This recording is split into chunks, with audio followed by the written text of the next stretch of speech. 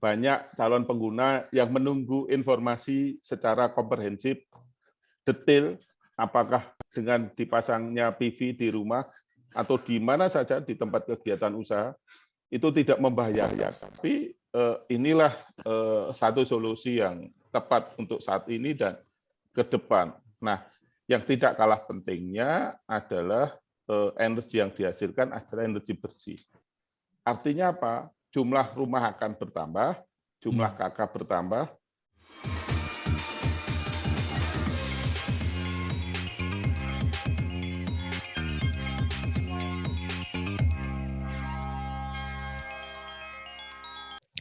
Halo teman-teman pejuang energi, selamat datang kembali di PV Basecamp, platform di mana kalian bisa belajar clean energy teknologi langsung dari praktisinya.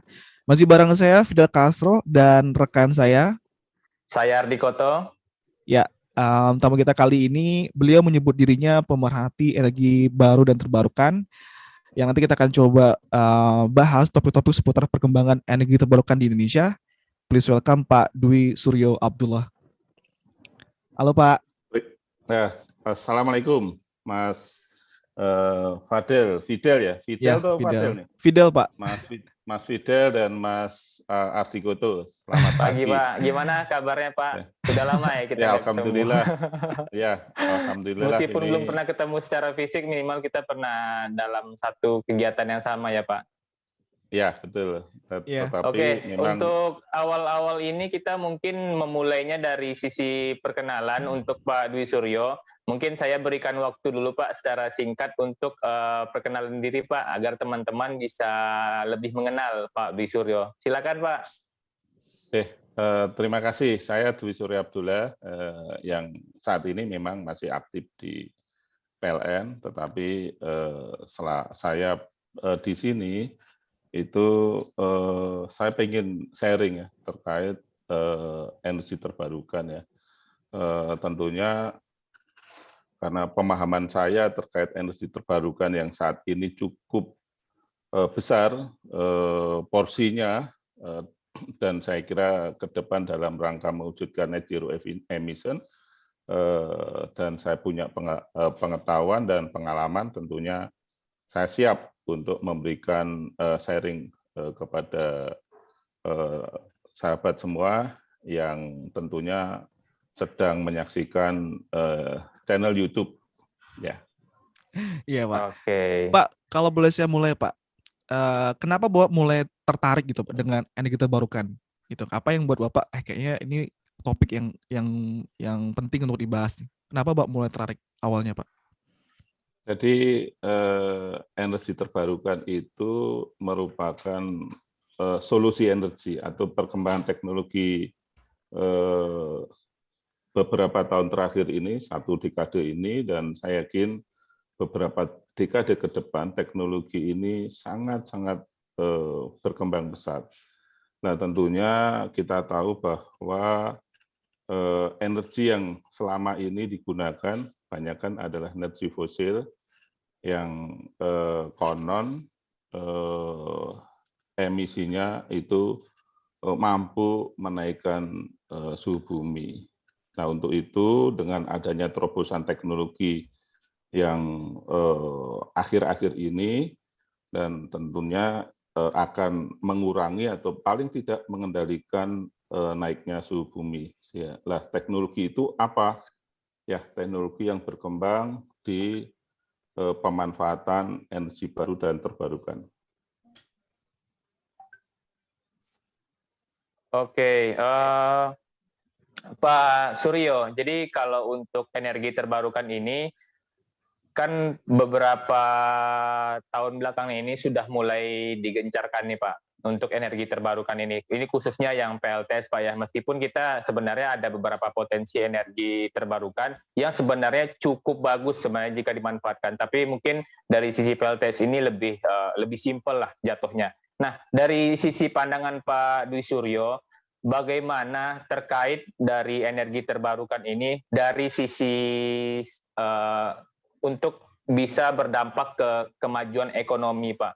kan dari sisi yang Bapak perhatikan energi surya ini hanya bisa, kan biasanya kita memandang dia bisa menghasilkan listrik ya yang berasal dari sumber yang terbarukan yaitu cahaya matahari. Kalau dari pandangan Bapak gimana untuk nantinya ini PLTS itu bisa mampu berkontribusi untuk kemajuan ekonomi masyarakat, Pak? Tadi begini ya, saya sebenarnya sebelum saya menjawab secara fokus, tetapi saya sedikit memberikan satu gambaran. Jadi sumber energi terbarukan itu diantaranya adalah ada panas bumi, ada air, kemudian ada angin, dan ada matahari. Meskipun masih ada biomas kan itu ya. Nah, kalau dilihat di Indonesia, potensi selain energi surya itu adalah energi panas bumi.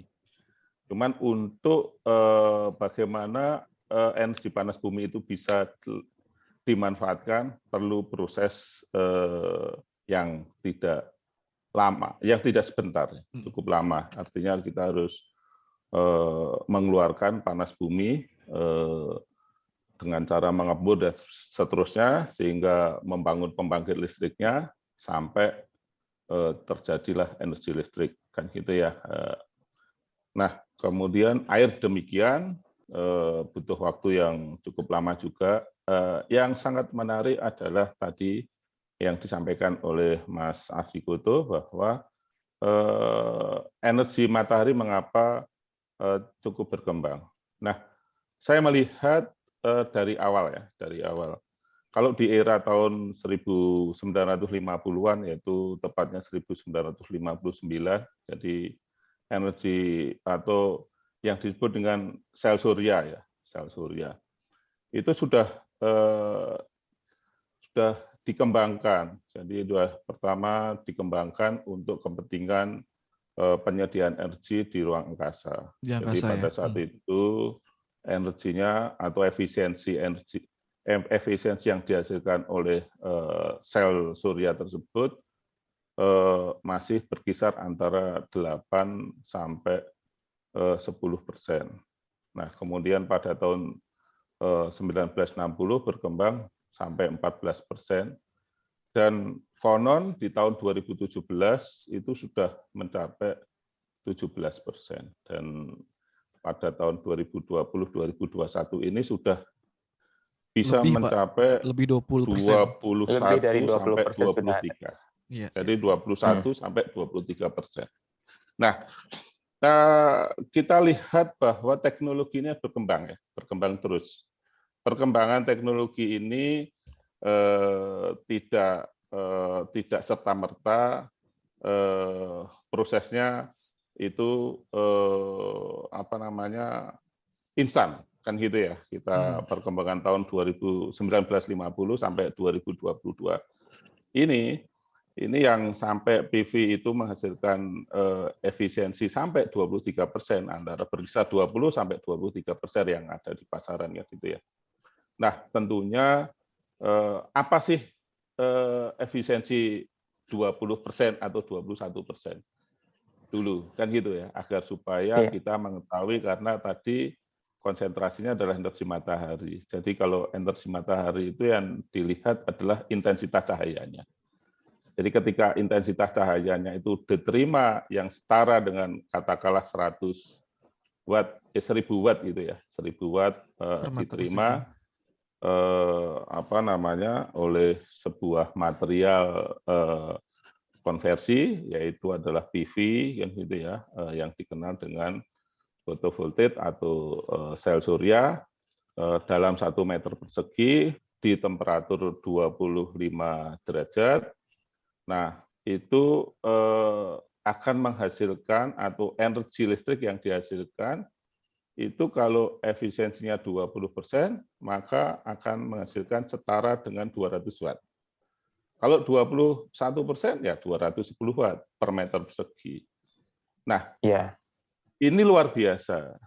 Nah, dari situ memang kita ketahui dari teknologi solar panel surya ini tentunya tidak lepas dari sebuah bahan atau material yang biasa disebut material yang saat ini masih banyak digunakan adalah berbahan bakar silikon ya, yang mempunyai sifat di mana ketika pada saat mendapatkan intensitas cahaya kan gitu kan. Jadi sifatnya seperti diode. Jadi dia ada satu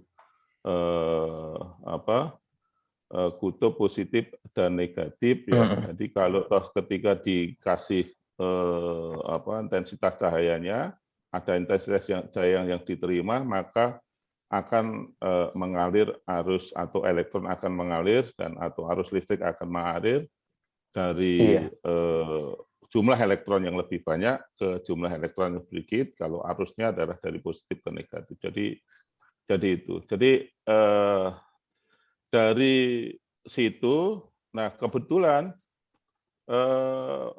konsumen itu penggunaannya kan menggunakan arus bolak-balik ya, arus AC ya, AC. Nah untuk itu ada sebuah peralatan yang disebut dengan inverter ya, kira itulah yang nantinya mengkonversi atau merubah arus DC yang dihasilkan oleh PV menjadi arus bolak-balik. Oke, gini Pak Suryo, mungkin itu secara teoritis ya Pak ya, mungkin terlalu teknis, mungkin nanti kalau dari sisi sistem energi terbarukan ini, untuk dampaknya nanti ke depannya itu dengan target yang diberikan, maksudnya dengan target yang akan kita kejar sekarang, misalnya Pak, 23%, gimana pandangan Bapak? Karena beberapa orang yang pernah saya tanyakan, mungkin secara kalimat dia mengatakan bahwa ya pasti berkembang dari sisi PLTS ini. Sistem PLTS pasti bakal dipasang secara meningkat terus setiap tahunnya. Tapi kalau untuk target yang 23% ini, mungkin ada yang pesimis, ada yang optimis gitu. Nah, kalau dari sisi pandangan Pak Dwi Suryo gimana Pak? Kalau untuk mencapai target, ya tentunya semua harus optimis ya. Jadi semua harus bisa dikerjakan atau dicapai. Nah, tadi saya lanjutkan. Memang tadi sebuah teorinya seperti itu. Tapi bagaimana pemanfaatannya? Kan gitu kan? Bagaimana pemanfaatannya? Nah, kita ketahui bahwa teknologi PLTS ini, di mana teknologi PV berkembang, semakin efisien, semakin besar. Kemudian teknologi inverter juga berkembang, yang tidak hanya sekedar merubah dari DC ke AC, tetapi bisa mampu mengatur, mengendalikan ketika tegangannya itu tidak tercapai. Jadi bisa meng-cut ketika tegangan itu tidak mencapai tegangan nominal pada AC-nya. Agar supaya beban atau peralatan listrik yang menggunakan panel surya energi dari matahari ini tidak rusak atau tidak mengalami gangguan, kan gitu ya. Artinya mampu bekerja nominal. Kalau ibarat kita mau menggunakan sebagai untuk pemanfaatan pompa, ya kan, atau mesin-mesin yang membutuhkan putaran. Kalau untuk mencapai putaran nominalnya, ya tegangan nominal harus tercapai, kan gitu kan. Nah itulah yang teknologi di inverternya. Nah selain itu juga tentunya masalah harga. Ini yang sangat penting. Iya Pak. Jadi harga PV dari katakanlah dalam 10 tahun terakhir ini sangat luar biasa pertumbuhan harganya. Dia sangat lebih murah dibanding jauh ya Pak ya. Kalau dibandingin 5 tahun yang lalu, aduh. Ya, 5 tahun yang lalu itu lebih murah. Itu yang pertama. Nah, memang informasinya bahwa harga ini akan bisa turun apabila kebutuhan PV-nya semakin besar. Karena kan kapasitas produksi itu harus diiringi dengan Kebutuhannya Pak ya. kebutuhannya. Jadi Supply and untuk demand. memproduksi PV yang lebih banyak, tentunya ada kepastian pasar yang lebih besar. Nah, sehingga produktivitas dari mesin produksi tadi juga bisa semakin produktif dan ya mungkin tidak jauh dari harga-harga sekarang kalau toh turun ya itu, tapi itu kembali lagi ke pasar. Di samping itu juga kalau kita lihat teknologi juga berkembang yaitu baterai ya. Kalau dulu kita mengenal atau dalam 10 tahun terakhir ini kita mengenal baterai isi ulang, tetapi teknologinya kan tentunya teknologi baterai isi ulang ada bermacam-macam tipe katodenya. Jadi yang sangat-sangat menentukan adalah bahan daripada katode maupun dari elektrolitnya itu sendiri, kan gitu ya. Yang nantinya akan mereduce juga harga maupun life cycle-nya. Nah inilah yang mungkin perlu kita edukasikan atau kita sampaikan bahwa ketika intensitas matahari itu ditangkap oleh PV, kemudian selanjutnya diubah arusnya menjadi arus bolak-balik, kemudian disimpan dalam sebuah baterai, maka energi listrik yang ada di baterai meskipun itu energinya itu adalah energi DC, tetapi teknologi inverter yang sekarang mampu mengendalikan seberapa besar energi yang akan dibutuhkan, tegangan arusnya, sehingga daya yang dibutuhkan, sehingga untuk menjaga agar supaya baterai itu tetap tahan lama, yaitu mengendalikan agar supaya depth of discharge-nya, DOD-nya itu ya jangan sampai terlampaui, kan gitu kan, agar supaya life cycle-nya bisa sampai maksimal. Lebih panjang. Nah, ya. ini yang mungkin banyak tidak tahunya. Jadi saya melihat dari sini. Lah kalau ternyata ini menjadi sebuah satu solusi untuk penyediaan energi di beberapa industri kecil ya, atau berapa rumah yang tadinya rumah itu harus standby diesel, yang harus menyediakan minyak, ya kan, menyediakan satu ruangan, ya kan, untuk menaruh gensetnya, ya kan. Sekarang minyak akan ke depan mungkin akan kesulitan untuk mencari minyak untuk mengoperasikan gensetnya. Nah, tetapi inilah satu solusi yang tepat untuk saat ini dan ke depan. Nah, yang tidak kalah pentingnya adalah energi yang dihasilkan adalah energi bersih. Kenapa? Karena tidak ada satu CO2 yang keluar. Artinya apa? Oksigen tidak tercemari oleh CO2, sehingga lingkungan menjadi bersih. Samping itu tidak ada suara. Kalau kita ada genset ada suara, kan gitu ya.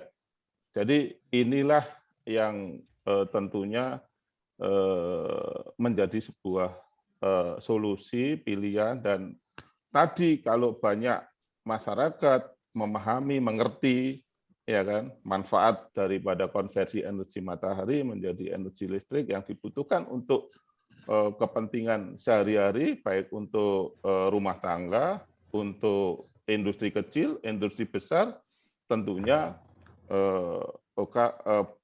mulai secara bertahap atau sedikit demi sedikit, dan tentunya akan beralih untuk menjaga agar supaya lingkungan bersih dengan menggunakan energi yang bersih. Saya kira gitu. Oke. Jadi target tadi optimis harus bisa dicapai. Harus optimis ya Pak ya. Pak, Iya. kalau saya Berarti ada historinya, nanti ada ceritanya gimana ini bisa akan tercapai, bukan dari sisi proyek pemerintah yang akan dibangun, tapi secara gotong royong ya Pak ya. Kita memiliki peningkatan rasa kesadaran tentang energi terbarukan ini, barulah orang-orang nanti akan ikut dan bersama-sama untuk mulai beralih ya Pak. Ya, tentunya tadi sepakat ya bahwa nanti akan secara gotong royong. Tetapi tujuan dari gotong royong inilah yang perlu kita pahamkan, ya kan? Ya, tentunya memahamkan mengapa sih saya harus menggunakan energi bersih. Ya, tentunya yang pertama tadi saya mencoba mengganti genset yang ada di rumah yang tadinya standby, ya kan, termasuk genset yang ada di rumah sakit, puskesmas, di beberapa tempat, ya kan, usaha kelontong yang di tepi sawah, ya, itu pun dengan menyediakan baterai cukup, ya berapa kebutuhannya? Dia bisa apakah menggantikan peran dari gensetnya nanti ya Pak. Itu di samping pada saat jualan nggak teriak-teriak karena suara ribut ya Pak ya. Di samping itu pada saat kita makan juga bersih karena lingkungannya nggak ada polusi udara kan gitu kan ya. Iya. Jadi karena tanpa pembakaran Pak ya. Betul. Nah, artinya apa? Oksigen tidak ketambahan CO2. Artinya oksigen yang ada di sekitarnya tidak ketambahan CO2. Nah, sehingga apa? Harapannya kalau itu masyarakat atau saat ini para pengguna energi yang masih menggunakan genset itu ya tentunya kalau tadi kembali lagi harganya menurut pasar itu ya sudah harga terbaiknya ya tentunya dan itu bisa terjangkau. Nah tentunya gotong royong untuk beralih itu lebih mudah. Dan target itu akan lebih cepat atau mudah bisa dicapai gitu kan. Pak, saya ini kan kalau saya pribadi kan baru belajar PLTS itu kan sekitar 2015 ya. Baru mulai kerja PLTS itu 2017 gitu kan. Jadi saya nggak tahu perkembangan PLTS sebelum saya bekerja gitu kan Pak. Dari yang Bapak lihat gitu Pak, dari awal pas PLTS ini booming di Indonesia. Sejauh ini Pak, gimana Pak dukungan pemerintah terhadap perkembangan PLTS ini Pak? Sejalankah dengan perkembangannya?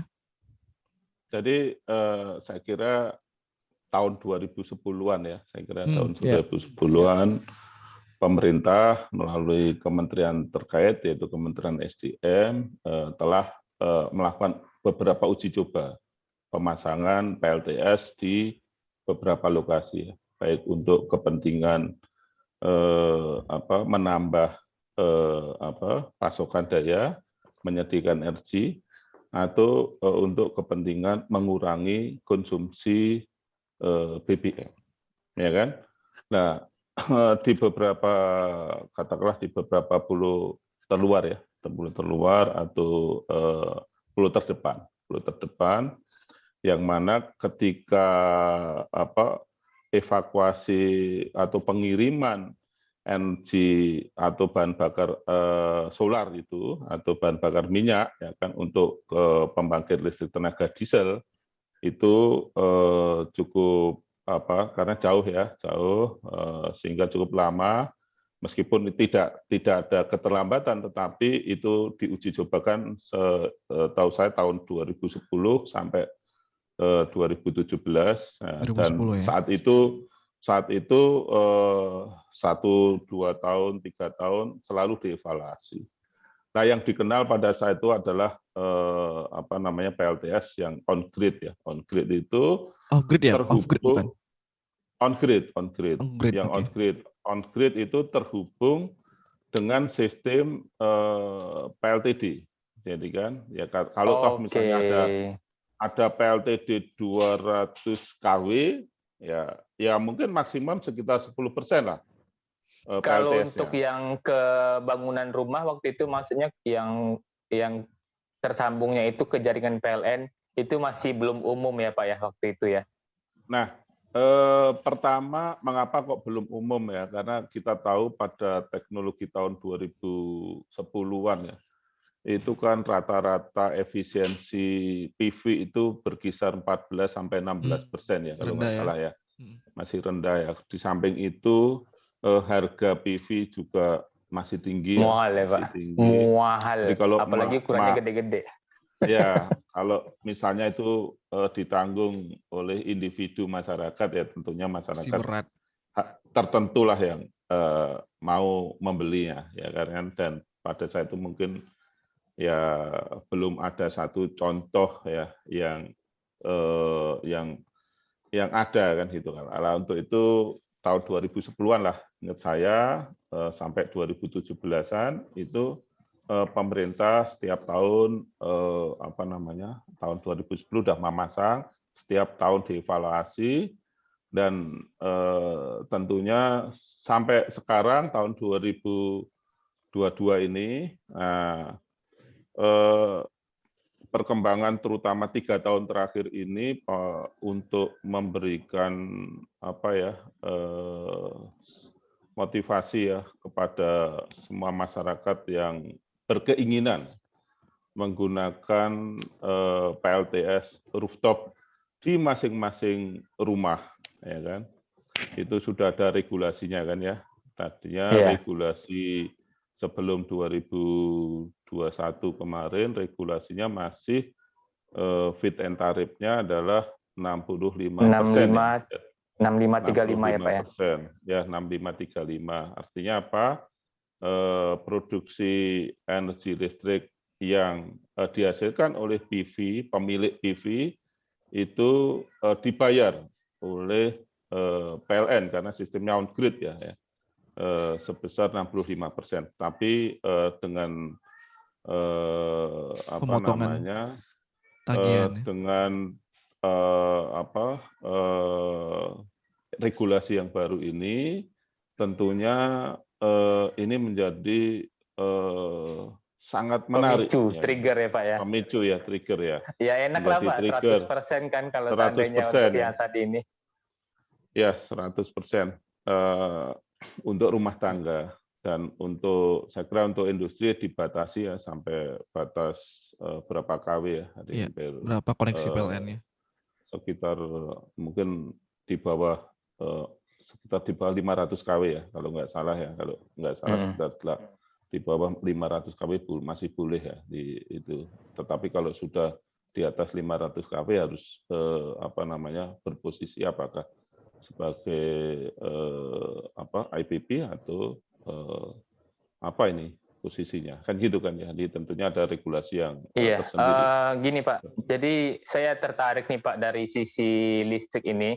Kita kan ada kita ada melihat dari sisi supply and demand Pak. Saya pernah dengar data sih Pak sebenarnya. Jadi saya pernah mengetahui sebuah data bahwa elektrifikasi kita kan sudah 99,4% ya, kalau saya tidak salah ingat. Dan berarti kekurangannya itu sekitar 0,6% Pak. Nah, kalau dari sisi Pak Suryo itu gimana Pak? Apakah memang PLTS ini akan menjadi primadona ke depannya? Karena dari sisi elektrifikasi kita udah cukup ini Pak, bisa dibilang masalah kita udah sangat berkurang gitu terkait elektrifikasi ini. Mungkin dari sisi sumbernya mungkin kita memang perlu ada peralihan ya Pak ya dari energi yang tidak bersih ke energi yang bersih gitu. Nah, pandangan Bapak terkait elektrifikasi ini gimana Pak? Jadi begini ya, kalau kita bicara elektrifikasi kan jumlah KK ya, jumlah kepala keluarga, ya kan gitu kan. Misalnya nih saya gambarkan RT aja ya, RT misalnya ada 200 kepala keluarga. 200 kepala keluarga, ada 200 rumah. Ya kan? Yang berlangganan listrik PLN 190 rumah atau 190 KK. Kan gitu kan? maka berapa rasio elektrifikasinya? 190 dibagi 200, kan gitu ya. Jadi kurang lebih 95%, kan gitu kan.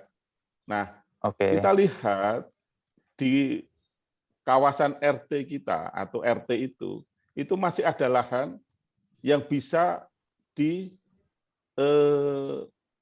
dibangun rumah. Artinya apa? Jumlah rumah akan bertambah, jumlah KK bertambah. Jadi inilah katakanlah tadi elektrifikasi sudah sampai 99,8%, katakanlah. Tinggal 0,2, kan gitu ya? Misalnya tinggal 0,2. Tetapi 0,2 ini akan bisa mencapai 100%, tetapi apabila tidak ada penambahan jumlah KK, jumlah rumah, kan gitu kan ya? Kan gitu. Iya. Nah, ini yang perlu kita pahami terkait dengan elektrifikasi, kan gitu kan. Nah, kemudian apakah PLTS ini menjadi sebuah daya tarik? Kembali lagi, PLTS akan menjadi daya tarik apabila harga keekonomian PLTS bisa terjangkau, kan gitu kan ya. Kita tahu tapi Pak, bahwa, ini saya masih ini nih Pak, masih mencoba mencerna dari sisi elektrifikasi nih Pak. Berarti elektrifikasi itu dihitung dari sisi KK-nya Pak ya. Kalau seandainya ada potensi rumah akan bertambah, berarti itu gimana perhitungannya Pak ya? Apakah ada mungkin rumus sederhana ya Pak ya? Karena cukup membuat saya penasaran terkait elektrifikasi ini Pak. Nah, dari saya sisi pandangan gambarkan Bapak. Tadi misalnya ya, tadi 190 rumah di satu RT kan gitu kan, satu kawasan RT itu telah berlangganan atau telah berlistrik kan gitu kan. Sementara rumahnya 200, masih ada 10 yang belum berlistrik kan gitu kan. Kalau ada penambahan lagi 10 rumah lagi, ya kan, berarti ada 20. Maka tapi 10 rumah tadi ada tambahan 10 KK, kan gitu ya. Ada pendatang baru, ya kan, beli rumah di situ atau bangun rumah di situ, ya kan. Artinya jumlah KK-nya menjadi 210, ya kan. Pelanggan listriknya masih tetap 190. Maka bisa jadi dari elektrifikasi dari 190 per 200 akan turun menjadi 190 per 210, kan gitu kan ya. Artinya masih ada potensi untuk masyarakat atau pemilik rumah, 20 pemilik rumah tadi untuk bisa disambung atau menyambung berlangganan listrik, kan gitu kan. Atau berarti kalau seandainya kalkulasinya seperti itu, untuk sisi update-nya kecil kemungkinan Pak ya. Misalnya tadi ada 100 rumah, kemudian ternyata ke depannya nambah jadi 500 rumah Pak. Nah, angka yang dikeluarkan waktu itu di tahun 2021 misalnya. Nah, ternyata di tahun 2022 nambah 500 rumah gitu. Berarti angka rasio elektrifikasi kita masih berpatokan ketika rumah saat itu masih 100 ya Pak. Kira-kira begitu nggak Pak ya? Iya. Oke. Ya. Dan KK masih, jumlah KK-nya masih 100, kan gitu kan? Iya, betul. Ketika ada tambahan 400 rumah, ada tambahan 400 KK, kan gitu kan? Lah, 400 rumah tadi belum tersambung listriknya, atau ya elektrifikasi bisa turun, kan gitu kan? Oke. Berarti rasio elektrifikasi itu bisa ini Pak ya, bisa naik dan turun Pak ya? Bisa diupdate ya, dan naik dan turun ya? Ya, kalau jumlah rumah yang baru, ya kan, penambahan rumah atau penambahan KK itu di atas sambungan baru listrik, ya tentunya akan turun, kan gitu kan. Tapi kalau seharusnya betul Pak, turun. Ya kan, jumlah rumah atau jumlah KK, ya kan, di bawah dari sambungan baru listrik, maka elektrifikasi akan naik, kan gitu kan. Oke Pak, kalau saya mau nambahin Pak, pertanyaan tentang Ya. elektrifikasi. Kalau misalnya berarti kan patokannya adalah berapa kakak yang tersambung ya Pak dengan PLN, berapa yang tidak. Ya. Nah kalau misalnya ada perbedaan nggak ya Pak? Misalnya taruhlah teman-teman di kota dan teman-teman yang mungkin di daerah gitu. Kalau misalnya kan tadi patokannya kan berapa jumlah kakak yang tersambung dan berapa yang tidak ya Pak. Kalau misalnya kebutuhan energi Pak, apakah juga jadi pertimbangan Pak? Misalnya yang di desa dengan yang di kota kan tuh ada perbedaan tuh Pak. Apakah itu masuk juga Pak dalam pertimbangan elektrifikasi Pak?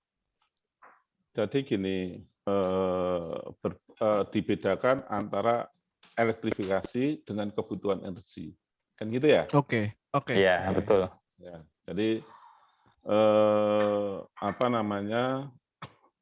Kalau bicara pertumbuhan energi, yang ada yang disebut dengan energi per kapita, kan gitu ya? Energi per kapita. Kalau di satu rumah ya, satu kakak, satu rumah itu apa namanya, kebutuhan energi di bulan. Saya bilang, saya kasih contoh bulan aja ya. Bulan ya Pak. Bulan Januari ya, kebutuhan energi per bulannya katakanlah 1000 kWh. Ya kan, 1000 kWh. Ya. Januari. Februari mungkin 900 kWh karena mungkin bulan harinya berbeda. Kan gitu kan ya, jumlah harinya berbeda. Kemudian Maret bisa 1100, April dan seterusnya sampai Desember. Katakanlah Januari saya bandingkan dengan Desember.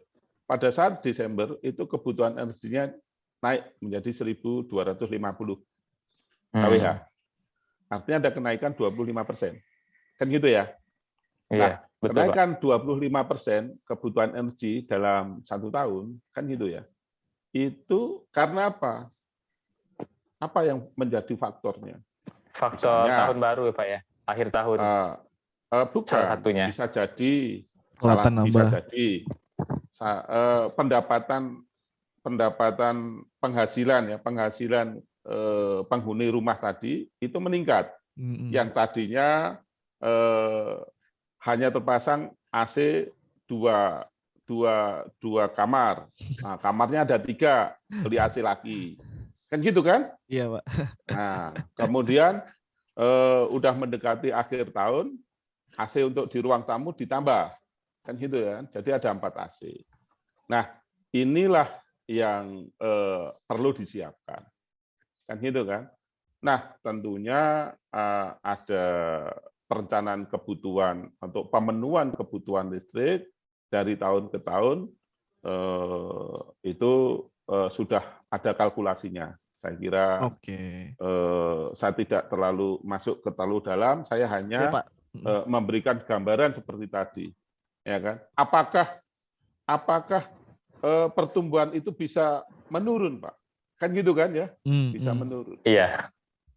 Bisa jadi pertumbuhan itu turun atau minus, kan gitu kan? Tadi di Januari 1000 kWh, di akhir tahun Desember turun jadi 800 kWh. Loh, mengapa Pak? Kan gitu kan? Mengapa Pak? Nah, tadi tidak lain adalah saya akan korbankan kepentingan belanja untuk makanan, kan gitu kan? Atau belanja listrik, kan gitu kan? Ya kan? Nah, artinya kenapa kok bisa seperti itu? Nah, pertama adalah saya tadinya menggunakan AC yang AC-nya boros, beli AC baru yang murah, yang hemat. Itu ya. Yang kedua, lampu penerangan di rumah pakai lampu TL itu, pakai balas, ada balasnya. Sekarang sudah ada lampu LED. Meskipun harganya satu lampu pijar 200.000, nggak apa-apa. Kan gitu kan? Lebih hemat ya. Kan gitu kan? Berubah. Begitu juga, ya kan? Begitu juga. Tetapi begitu juga untuk katakanlah biasanya saya pakai katakanlah ya microwave berlama-lama, ya saya mengurangi konsumsi penggunaan microwave dan seterusnya. Sehingga itulah yang membuat bahwa konsumsi listrik rumah tangga belum tentu dari bulan ke bulan naik, ya kan? Tetapi bisa juga turun, tergantung perilaku masing-masing rumah tangga tersebut di dalam menggunakan energi listrik untuk meringankan kegiatan hariannya atau melaksanakan aktivitas kegiatan di rumah tersebut. Oke, Pak, ini kita kayaknya udah mau di akhir pembicaraan. Saya mau bahas topik seputar peluang kerja nih, Pak. Ini kan ada yang namanya green jobs ya, green job, dan itu kan sekarang dengan perkembangan energi terbarukan, nah itu kan peluang kerjanya semakin besar, Pak. Menurut Bapak seperti apa, Pak? Pandangan Bapak seputar green job ini ke depan untuk anak-anak muda nih, Pak, yang mungkin pengen berkarir di energi terbarukan, itu kira-kira menjanjikan nggak ya bagi mereka di masa depan? Jadi ini menjadi sebuah opportunity baru ya kan? Iya. Bagi anak muda yang berkreasi ya. Ya tentunya karena kan gini ya, penyediaan energi listrik khususnya yang bersumber dari energi matahari ini tidak sulit, sangat mudah, kan gitu kan, sangat mudah. Apalagi untuk dipahami selama kita mau belajar, kan gitu kan. Jadi ini saya kira peluang yang sangat besar, ya kan. Dari sisi apa, Pak? Pertama adalah pemahaman kita terhadap PV. Bagaimana kita memahami PV, mulai kita memasang, ya kan. Tentunya sebenarnya sebelum memasang kita rencanakan sih. Sebenarnya kebutuhan listrik kita berapa ya yang akan dihasilkan, kan gitu kan. Artinya anak muda yang bisa menghitung kebutuhan listriknya, merencanakan dari sisi merencanakan. Kemudian tentunya dari perilaku PV. PV itu harus dipasang seperti apa? Apakah tegak lurus, apakah datar, apakah sudut kemiringan, kan gitu kan? Untuk menghasilkan energi yang maksimal. Perlu teknik yang inilah Pak ya, teknik yang bisa memaksimalkan sistem ya Pak. Betul. Nah, kemudian nanti pada saat memelihara, bagaimana memeliharanya? Ya kan? Apakah setiap bulan sekali di cleaning, ya kan? Bagaimana cara mengcleaningnya, kan gitu kan? Nah, bisa dicuci pakai air, kalau ingin wangi bisa pakai Superpel ya Pak. Ya, di samping itu juga bagaimana memaintain inverter dan baterai yang tidak kalah penting. Dan ini baterai yang sekarang kan yang sifatnya adalah baterai isi ulang ya. Kebanyakan yang dipakai kan rata-rata adalah lithium ferrofosfat ya kan, LFP ya, LFP. Nah, tentunya itu relatif banyak orang menyebutkan free maintenance, tetapi harus di maintenance karena harus kita ketahui berapa sel, berapa tegangan selnya, kan gitu kan. Nah, iya, betul, kalau anak muda kreatif bisa membuat aplikasi monitoring, ya kan, masing-masing IoT sel. ya Pak ya. Ya, itu disimpan di cloud, kan gitu kan. Nah, inilah. Sekarang lagi rame sih Pak yang bikin aplikasi itu. Itu salah satu nilai tambah ke depannya, ya nanti bisa disesuaikan dengan kebutuhan orang masing-masing Pak ya. Jadi harganya bisa dinaikin jadinya, karena panel udah nggak mungkin lagi kita naikin. Kalau dari sisi pendapatan gimana Pak? Dari pandangan Bapak nih, orang yang ingin bisa memulai usaha di bidang PLTS gitu. Dari sisi pandangan Bapak ini menjanjikan nggak Pak kira-kira? Cuannya Pak maksudnya Pak. Cuannya. Kalau dilihat dari cuannya sangat menjanjikan nih, menurut saya ya. Sangat menjanjikan. Mengapa kok sangat menjanjikan? Pertama ya kita harus bisa mengedukasi ya. Karena mengedukasi calon-calon pengguna. Banyak calon pengguna yang menunggu informasi secara komprehensif, detail, apakah dengan dipasangnya PV di rumah atau di mana saja di tempat kegiatan usaha itu tidak membahayakan. Nah ini dari sisi bagaimana kalau terjadi petir, apa itu nggak tersambar, membahayakan, rusak dan sebagainya. Nah, meskipun ini yang tidak, meskipun kita tahu bahwa itu sudah dipasang alat proteksi dan sebagainya, tetapi informasi yang sifatnya terkait apa namanya bahaya itu perlu kita sampaikan, ya kan? Kita pasang PV pada umumnya kita sudah pasang penangkal petir, ya kan? Iya, iya. Nah, kemudian bagaimana supaya baterai itu bisa tercapai lifetime-nya? Ya, kita harus mendapatkan informasi secara khusus controller mana yang bagus, yang paling efektif dipasang, yang terpasang di katakanlah di inverter atau mungkin terlepas dari inverter, kan gitu kan, yang mampu memonitor dan mengendalikan agar supaya disk of discharge-nya itu tidak melebihi daripada yang yang mengurangi Yang lifetime. ditetapkan ya Pak ya. Ya, yang bisa mengurangi lifetime. Ya, Kan ya. gitu kan. Nah, Betul, ini betul. semua kita semua anak muda itu kreatifnya tinggi, banyak Luar biasa Pak kreatifnya, Pak. software baik software di pasaran gratisan, kemudian di-crack atau mungkin bikin Di-crack. software baru, kan gitu kan? Saya jadi ngerasa Ya, Pak. kan? Agar supaya Kadang-kadang iseng mampu cari-cari kan ini menarik, iya, tapi kalau berbayar mahal banget kan pengen iya, coba. iya. Ya kan, karena kalau berbayar ya lumayan kan gitu kan, tapi ada software generik yang bisa dimanfaatkan, ditambahkan dengan ya daya nalar kita lah agar supaya Iya. mampu mengendalikan sistem itu sendiri, sehingga sistem itu sendiri tentunya jaminan keselamatan itu harus bisa disampaikan. Kemudian jaminan umur, kalau kita bicara PV rata-rata umurnya adalah 25 tahun, tetapi kalau kita bicara inverter rata-rata sampai 10 tahun, ya kan? Baterai pun juga sampai 10 tahun, tetapi sedang di-exercise baterai sampai life cycle-nya sampai 20 sampai 25 tahun. Kan Iya, gitu tapi kan? baterai 10 tahun itu cukup ini jarang sih Pak ya. Ya. Nah, tetapi kalau kita lihat teknologi nanti baterai aliran kan gitu kan, jadi sudah lithium pakai lithium sulfur, bukan lithium bukan bukan lithium ion, tetapi pakai lithium sulfur atau mungkin bahkan pakai teknologi aliran ya untuk skala besar kan gitu kan. Kalau yang skala-skala kecil kan rata-rata 5 sampai 10 tahun ya kalau untuk baterai ya. Life cycle sampai 2.000 sampai 5.000 life cycle-nya kan gitu kan.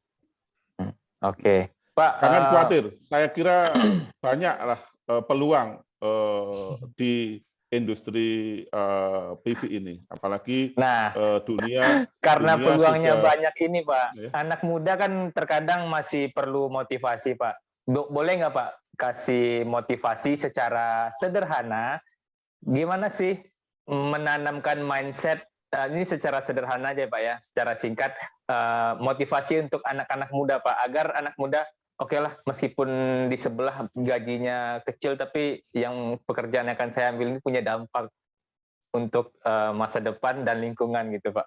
Ya mungkin terlalu idealis tapi mungkin ada motivasi yang lebih simpel nggak Pak? Ya, motivasi lebih simpel adalah pahami betul karakter PV, inverter dan controller, ya kan, termasuk baterai. Begitu sudah memahami betul, akan kita bisa menentukan berapa harga yang kepantasan jasa servis kita, kan gitu kan? Oh iya. Jasa servis pemasangan, ya kan? Servis perencanaan, servis pemasangan, ya kan? Dan servis pemeliharaan, kan gitu kan? Iya, iya. Nah, dan kedua masuklah di dalam sebuah paguyuban ya atau sebuah kelompok kecil agar supaya harga itu bisa terstandarisasi. Syukur-syukur ada sebuah asosiasi yang menaungi masalah harga sehingga profesionalisme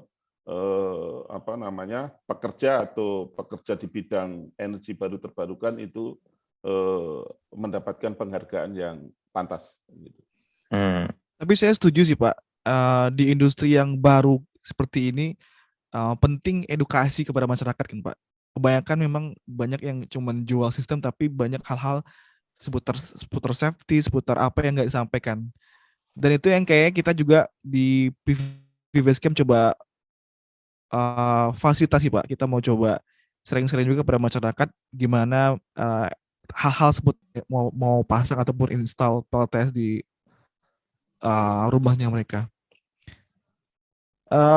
Pak, ini kayak kita udah di akhir pembicaraan dan kita udah ngobrol banyak nih Pak dari seputar bagaimana sejarah PLTS, bagaimana perkembangannya, bagaimana dukungan pemerintah, elektrifikasi, dan juga terakhir kita ngebahas tentang masalah. Thank you banget Pak, pagi ini udah mau sering-sering ke kita, dan semoga informasi dan juga ilmu yang kita sampaikan di sini bisa bermanfaat untuk teman-teman semua yang mau mulai karir maupun bisnis di bidang energi terbarukan. Thank you ya Pak, udah meluangkan waktunya Pak. Oke, teman-teman, berikutlah ngobrol kita dengan Pak Dwi Suryo Abdullah, pemerhati energi baru dan terbarukan. Thank you.